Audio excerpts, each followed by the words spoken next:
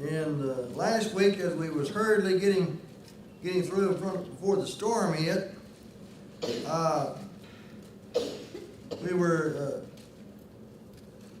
we was running from verse 15 to 23 was where we was at, and where Pilate is still trying to find a way, has been trying to find a way to turn Jesus loose. And he tries to give them Jesus, turn him loose, and then punish Barabbas, and that's no, give us Barabbas. And he said, why? What evil has he done? And because he hadn't done any evil. And not this particular account, but I think the account of John said that says that Pilate had determined to turn him loose. But he just couldn't find any way out without having a great riot. And that's if you was a Roman official, that's one thing you didn't want on your hand, or it was a riot of some kind, because you had to be held accountable too.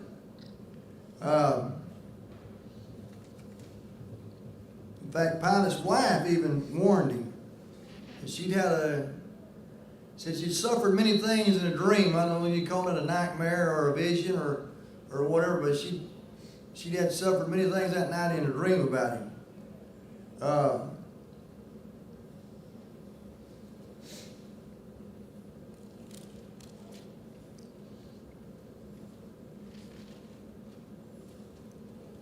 Verse 24.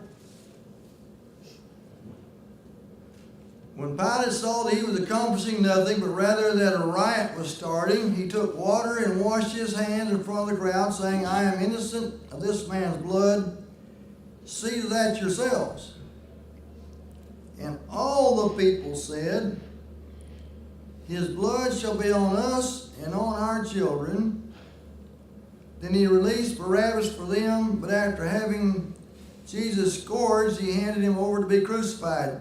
And that's where I kind of draw the line on feeling sorry for Pilate, because he done everything he seemed like he could to turn Jesus loose, but when he found out he wasn't going to turn it, then he had him nearly beat to death. You find in history, this scourging that he did, many times the person didn't live over that. They beat him so bad. In fact, if I was able to watch it once, Mel Gibson's movie about Jesus, and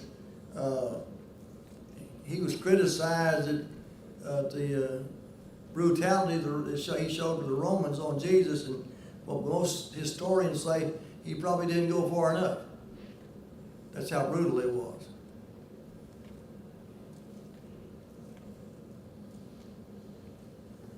But look at verse 25.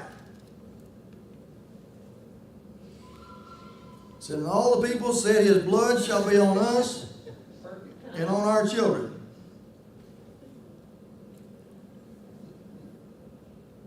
When you boys texting me for? So she'll texting me. No, that's from Phil. You're all right. Yeah, but it had me worried there. And it don't vibrate, and thought something bad was happening to him. Anyway, this verse is said, his blood shall be on us and on our children.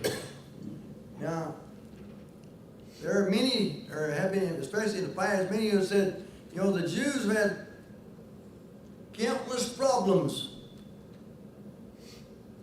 over the last 2,000 years, as far as they just keep being persecuted. And there are those who contend that they brought it on themselves. And I'm not saying that's the case, but I'm saying this is the verse they use. Did you ever hear that, Colin?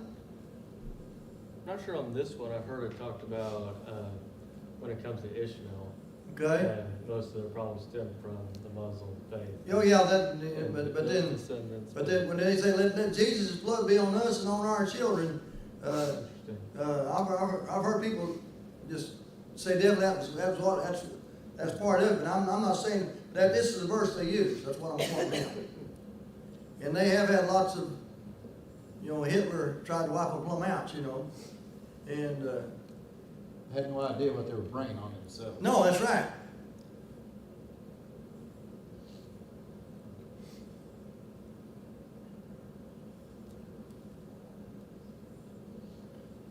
Verse 27, after the soldiers and pilots, under his charge, after they had scourged him, then said the soldiers, the governor, took Jesus in the praetorium and gathered the whole Roman cohort around him. This is when they took his clothes off of him, put a scarlet robe on him, and said after twisting together a crown of thorns, they put it on his head and a reed in his right hand, and they knelt down before him and mocked him, saying, Hail, King of the Jews! They spat on him and took the reed and began to beat him on the head.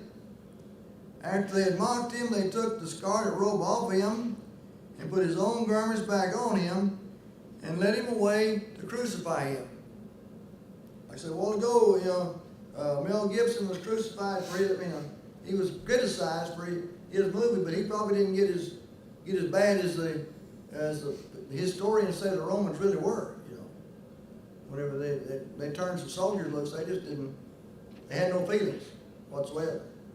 And you stop and think about this, the Romans were a society that, what was their entertainment?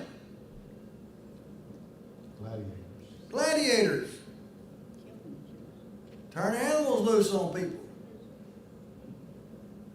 Some of those places they flooded the floor, the Colosseum, and then had actual naval battles out there, and they watched people kill each other, and that was entertainment. And so they, that's the way that's where society, that's how far society it went downhill, as far as at that damn time. Almost as bad as today. Almost as bad as today, yeah.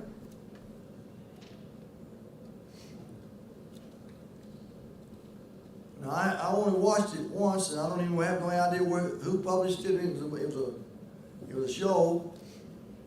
I think it was based off of a play, but it's called I, Claudius. Maybe off of a book. If you ever get a chance to watch it, it's quite lengthy. It was called what? I, Claudius. Claudius was one of the Caesars, and just watch it, and it gives you a pretty good insight into the society that they have become. It's supposed to be historically accurate. In fact, their deal, Claudius, it said he was kind of crippled up and from birth, and he was kind of in line to become a Caesar. He was one of the, but anyway, this one woman wanted her sons to become a Caesar, and so she poisoned everybody that she thought might have a chance, except for Claudius. She killed anybody that would be rival to her sons. Claudius ended up becoming a Caesar after all. But it'll give you an idea of just how bad they were.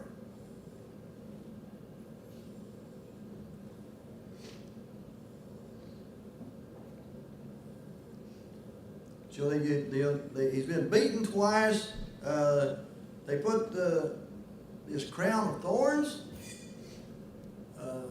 If you got just one thorn is bad enough, but if you've got a crown of thorns, then they take the stick and hit him on top of the head, on top of the crown, and make him dig in.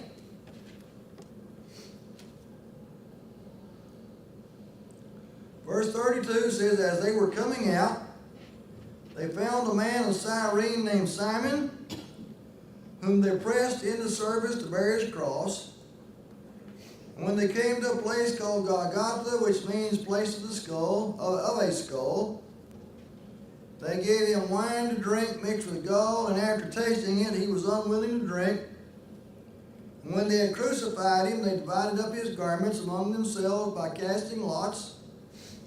And sitting down, they began to keep watch over him there. And above his head they put up the charge against him which read, This is Jesus, the King of the Jews. It doesn't tell this account, but in others it is only in 3 different languages. It was in Hebrew, Aramaic, and Greek. The same message. What did the Jews, this is not in this account, what did they protest about the sign? Anybody remember? They didn't want it saying he was the king of the Jews. They didn't want to say they wanted to say he said he's the King of the Jews. They didn't want to say, wanted to say the King of the Jews.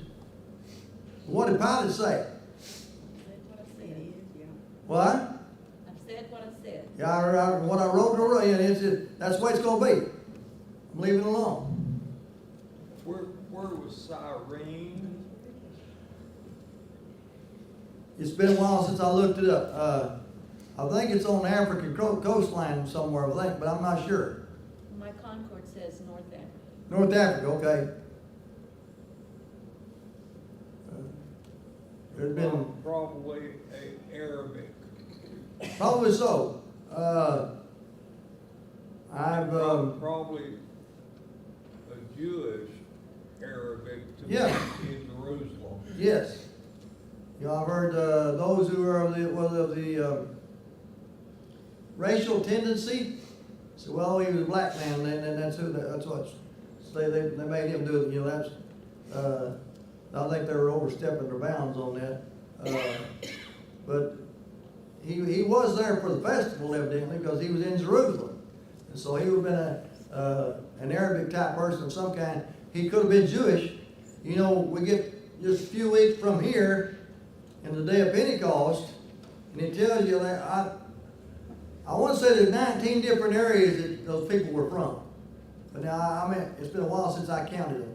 They name all these different areas of the world. These people have come to worship God, and they are all Jewish.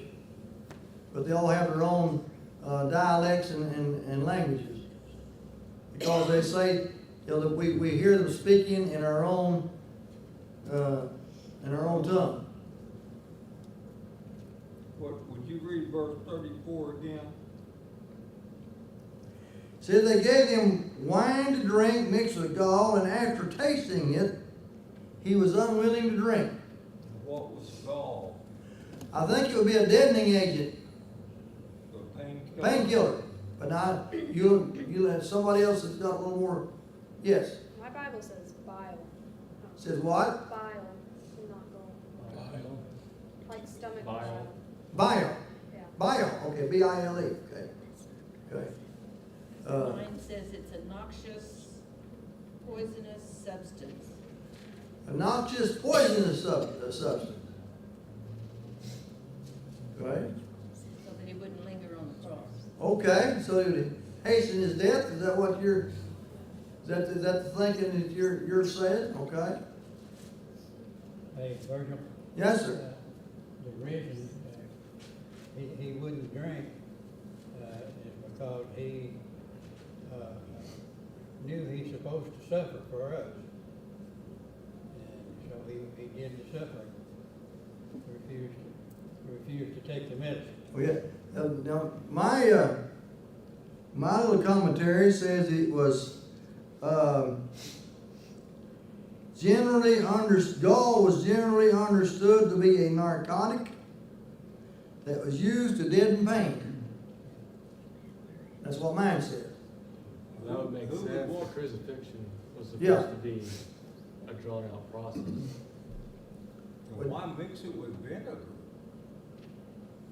Make it taste Be better. bitter.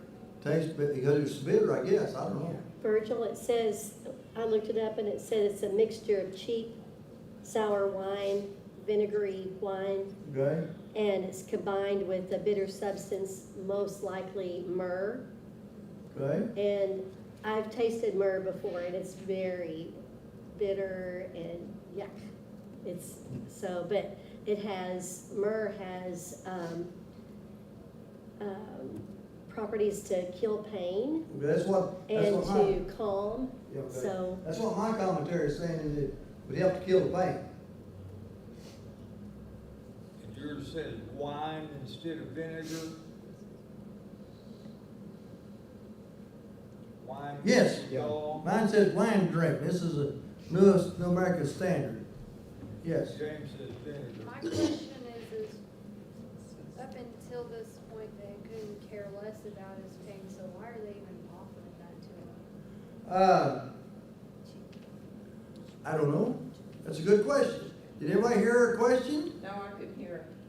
Her question was, up until this point in time, they haven't worried about how much pain they were inflicting. They just beating on him and, to the point of death. Now, why was they worried about his pain? And it's interesting that he refused it and Yeah. chose to suffer. He chose to suffer, yes. Probably more for them thing than it was for him. It's probably more for them thing than it was for him. Well, Okay. think about the nature of the Make them cross. feel better. The thing about the nature of the cross, it's a spectacle. Before it was in private, they're beating him. If this prisoner dies, he dies. But they make an example out of the people on the cross.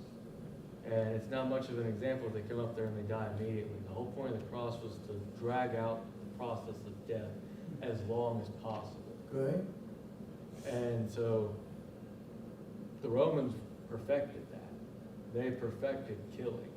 And it's gruesome what they were able to do. And their whole point was to make it as nasty and as long as possible. And so it makes a lot of sense that it kills pain for that reason, because you don't want to be this guy. So you better behave. Okay.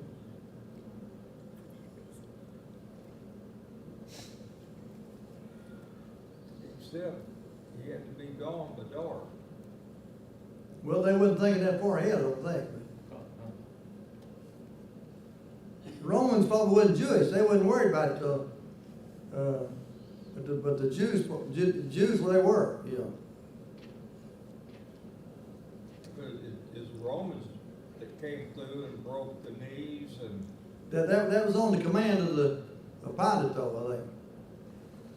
Because they wanted so they went and fled again, I think the Passover and the Sabbath days coming, we can't have anybody hanging on a cross out there, So so. that starts at dark. It starts at dark, yes. Actually, Friday night. Yeah, on Friday night. They kept time really city away from where we're concerned, but anyway, it's kind of confusing.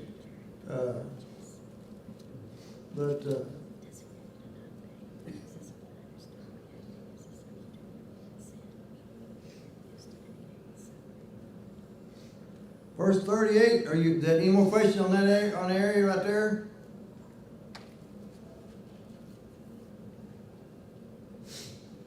Verse 38, at that time, 2 robbers were crucified with him, one on the right, one on the left, and those passing by were hurling abuse at him, wagging their heads and saying, You who are going to destroy the temple and rebuild it in 3 days, save yourself if you are the Son of God, come down from the cross. In the same way, the chief priests also, along with the scribes and elders, were mocking him and saying, He saved others, he cannot save himself. He is the King of Israel. Let him now come down to the cross, and we will believe in him. He trusts in God that God rescue him now if he delights in him, for he said, I am the Son of God. In the last verse of this particular section, the robbers who had been crucified with him were also insulting him with the same words. So they're just, well, if you're God, you said you was God, you said you're the Son of God, why don't God come rescue you? Of course, they didn't believe it, Even the 2 men who were crucified along with him, they were also throwing insults, it says.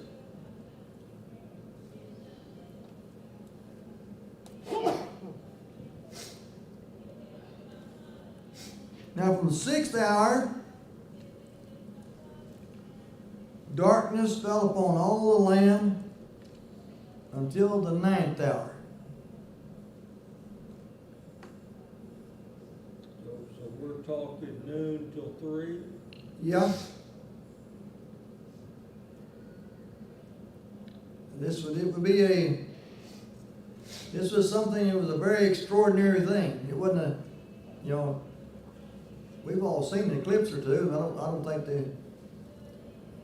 One time I remember it got dark enough, the chickens went to the chicken house and went to roost. That's in the middle of the day, but it didn't last 3 hours, and we could still see. It wasn't a complete darkness like they're talking about here. It says darkness. It doesn't say an eclipse, it says darkness for 3 hours in the afternoon. Well, on the plagues, how long did the darkness last? Well, I've forgotten now. Leland, that's I think it's a lot longer than 3 hours. that's your assignment for next week, is to tell us how long it lasts, I guess. Okay, you'll remind me. It's been too long since I read that. Okay, next week is the 29th, I believe. And we'll start there where Jesus dies on the cross, and there's lots of things in there that we need to talk about. Because we've been going through